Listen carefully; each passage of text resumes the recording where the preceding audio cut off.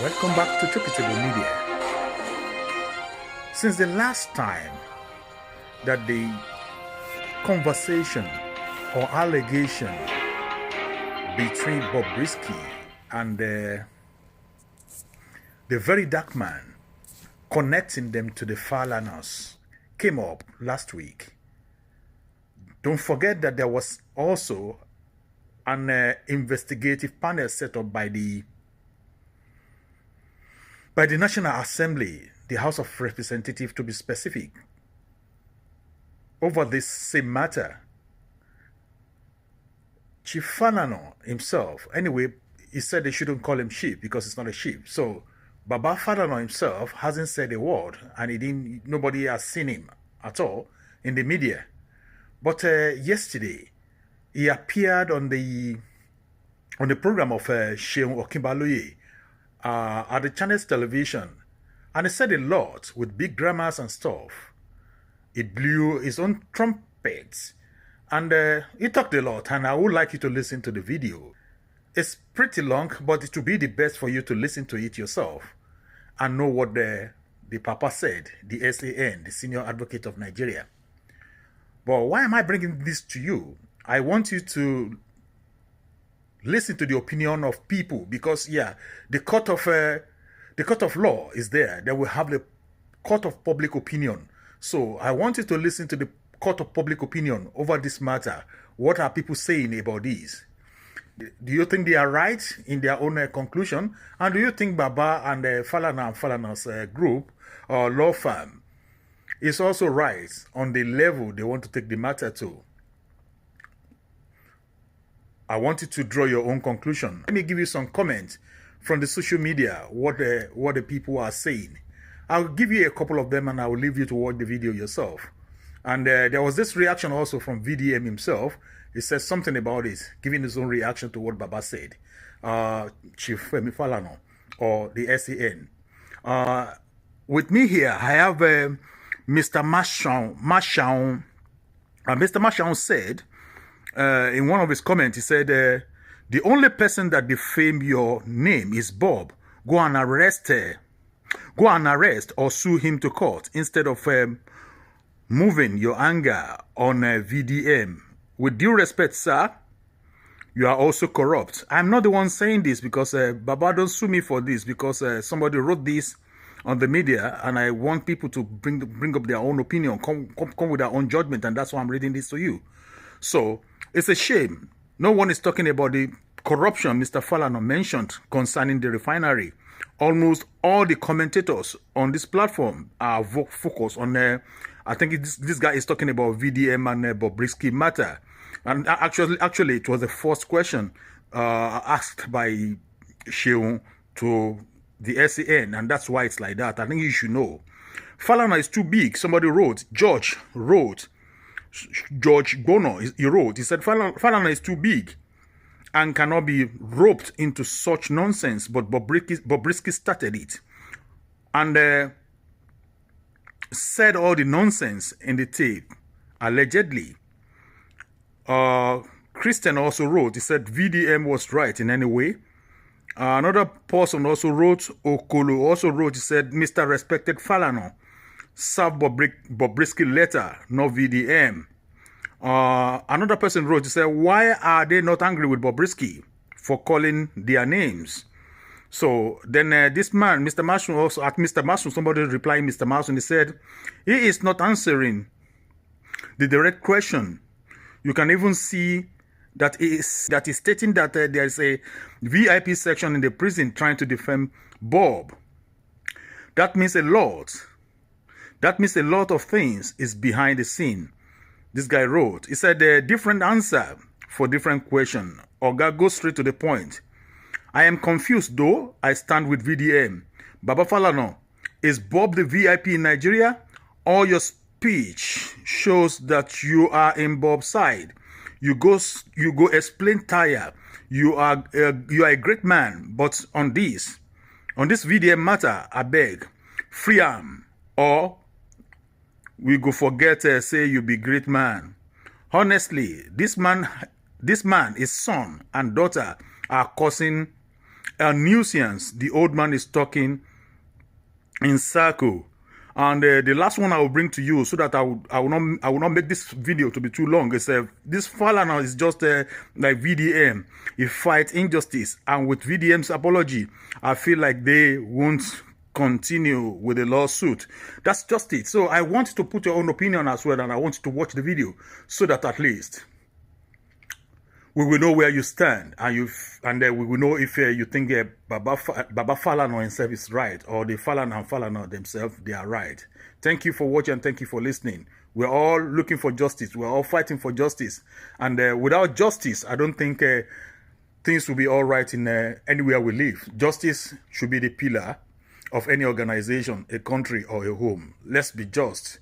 So, is it right to sue or to punish VDM, the whistleblower, for exposing the rot in this society? Put your comment. Thank you so much, and see you next time. Bye for now. To come on stream. Mr. Falana, it's good to see you. Thank you so much indeed for joining us. Mr. Falana, just before you get, this is the first time some of us are seeing you in public after that very controversial story involving VDM and Bobrisky. What exactly is your own side of the story in this matter? Well, so I think it's a question of infantile radicalism. Some of our young people are just not prepared to look at the provisions of the law with respect to the law on defamation. So they just simply go out there to embarrass people. I can say this without any fear of contradiction. I have assisted 280 people, convicted people, at home and abroad, to get pardon. On one occasion, 200 Nigerians were convicted in Libya for drug-related offenses. But because the trials were conducted in Arabic, and none of them spoke Arabic, I petitioned the African Commission on Human and People's Rights. That commission, at our instance, I did a petition on behalf of SERAP.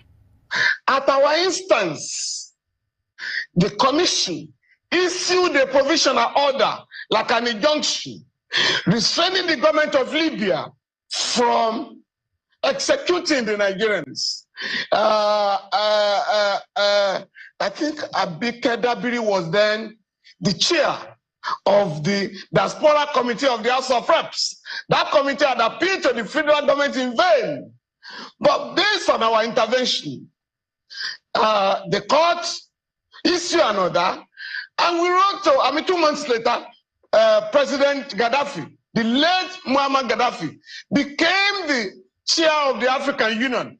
And we took advantage of that to write to him and appeal to him to pardon this Nigeria by complying with the judgment of the African Commission. And that if you do not, you will be showing a bad example as the leader of the continent, as the chair of the African Union. President Gaddafi granted our request and granted pardon to the 200 convicted Nigerians on death row. They were deported and brought back to Nigeria.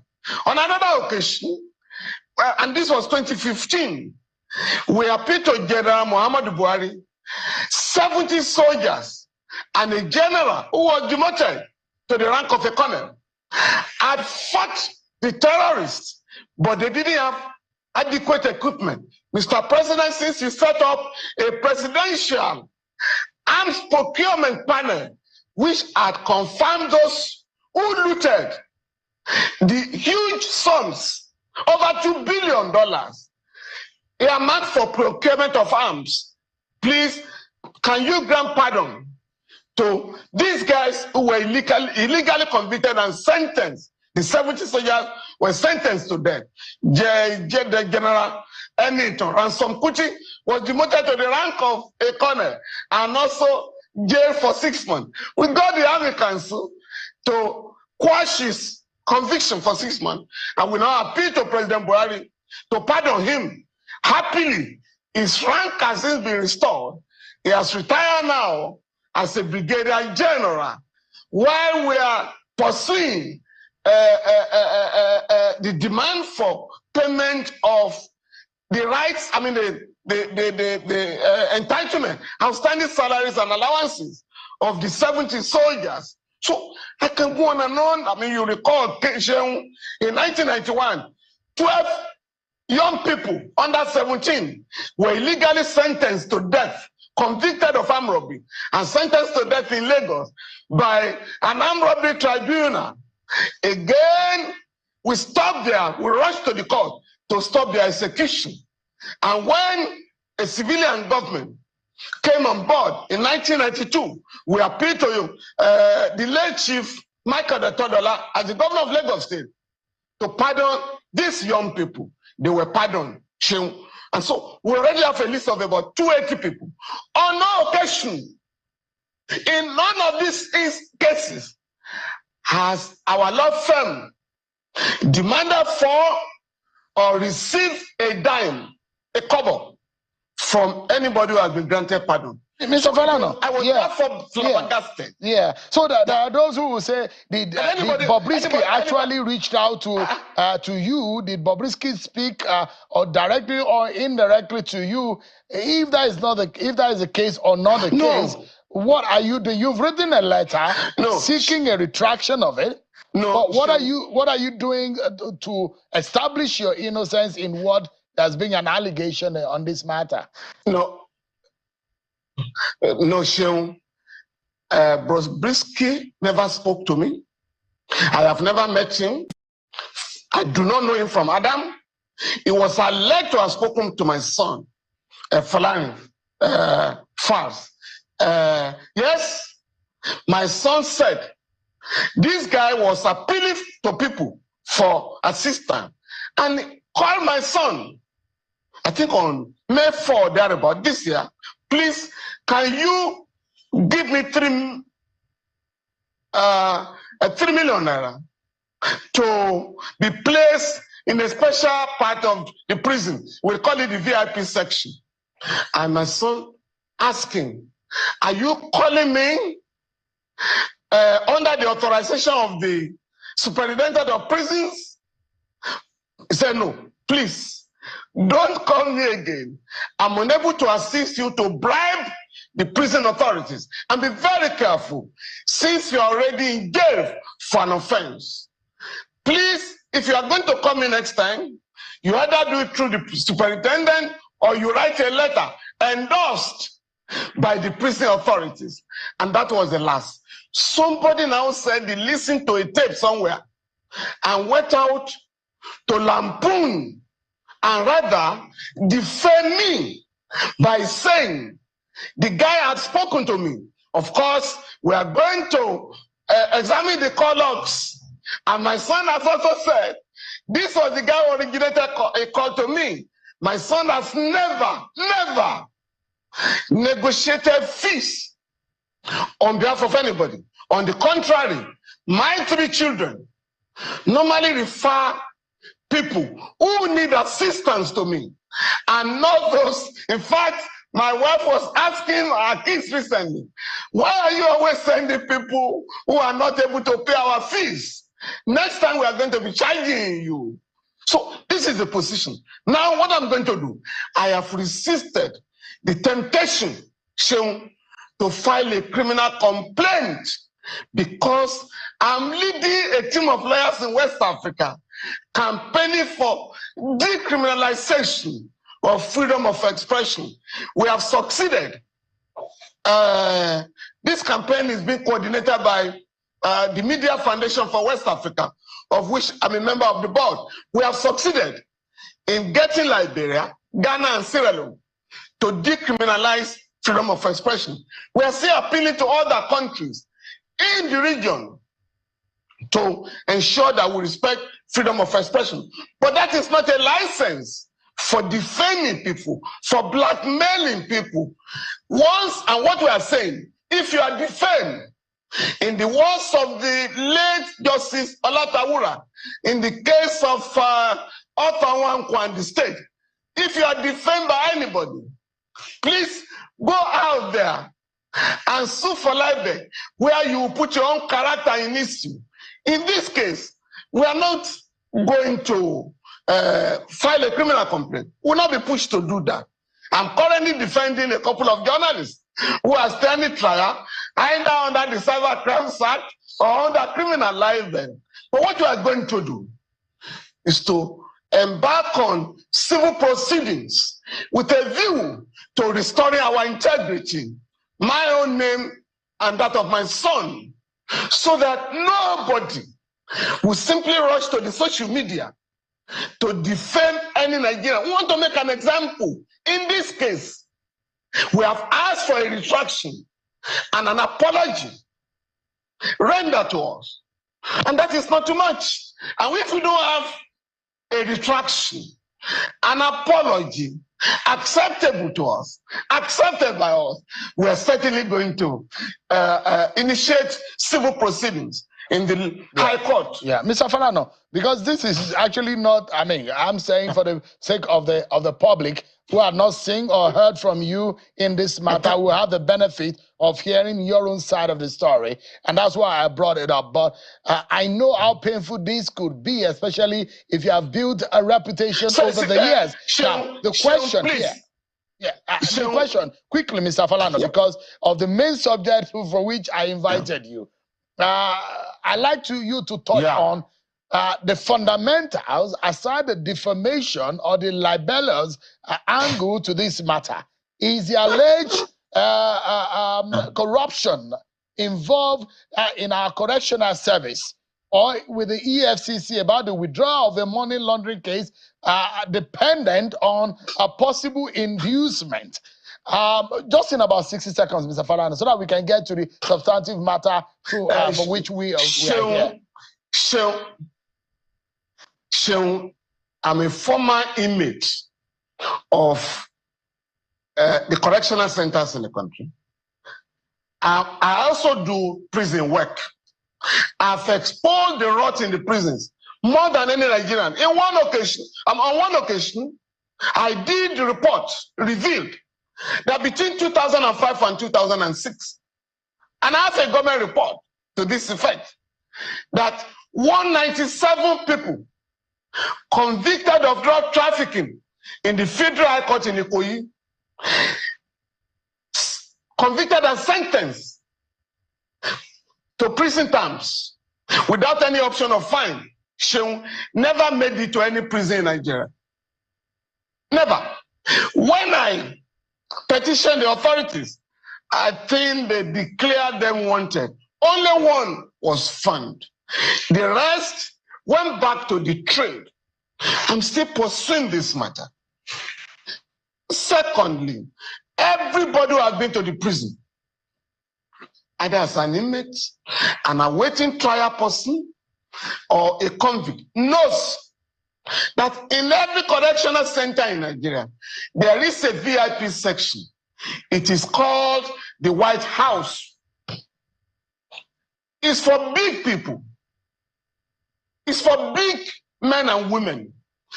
If you are a man of means or a woman of means, and you are detained in our prisons or correctional centers, you are going to be accommodated in the VIP section in the White House. So I'm rather surprised that the House of Reps was pretending not to know this, that a panel is being set up to know the state of our correctional centers.